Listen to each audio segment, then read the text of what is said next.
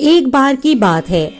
राधा नाम की एक लड़की अपने पिता के साथ रहती थी। उसकी माँ बचपन में ही गुजर गई थी। वह अपने घर का सारा काम करती और फिर कॉलेज जाती थी। कॉलेज जाते समय वह रोज रास्ते में पक्षियों को दाना डालती हुई जाती थी। उसके घर में 2 पक्षी थे। उनको भी वह रोज दाना और पानी डालती थी। एक दिन उसको पक्षियों का दाना डालते समय जमींदार के बेटे ने देख लिया और अपने पिता से जाकर राधा से शादी करने की इच्छा जताई। जमींदार ने राधा के पिता से बात करके अपने बेटे की शादी राधा के साथ करा दी। राधा अपने साथ घर के पिंजरे के 2 पक्षी भी लेकर ससुराल आ गई।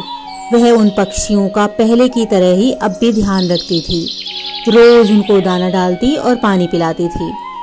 राधा की सास को यह बिल्कुल भी पसंद नहीं था। उसको पक्षियों का चहचहाना अपना सरदर्द लगता था, इसलिए वह कोई मौका नहीं छोड़ती थी जिससे कि पक्षियों को परेशान किया जा सके। वह उनका दाना पानी जमीन पर फेंक देती थी। एक दिन राधा की सास ने पक्षियों का पिंजरा ही जमीन पर फेंक दिया और यह करते हुए राधा ने उसे देख लिया। राधा ने मना किया तो उसकी सास ने राधा को ही डांट दिया। इन सब बातों से राधा बहुत परेशान हो गई। एक दिन राधा के पति ने परेशानी का कारण पूछा तो उसने सारी बात बता दी।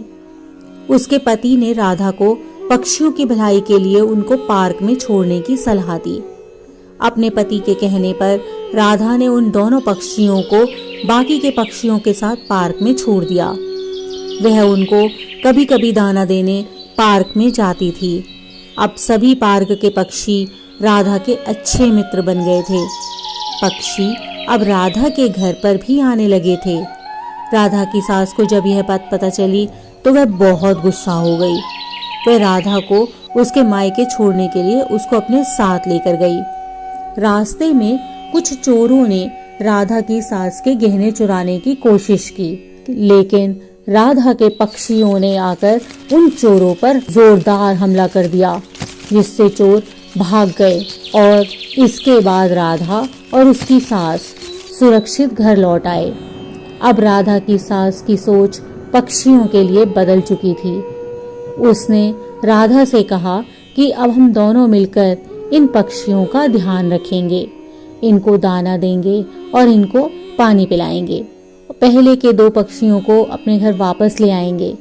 यह सुनकर राधा बहुत खुश हो गई और उसने अपनी सास को समझाया कि प्रेम से हम जिसको भी चाहें उन्हें अपने सच्चे साथी बना सकते हैं। इसी प्रकार की अन्य व्रत एवं पौराणिक कथा कहानियों के लिए हमारे चैनल को सब्सक्राइब और शेयर करें, ताकि आप भी दूसरों तक इन्हें पहुंचाकर धर्म लाभ प्राप्त कर सकें।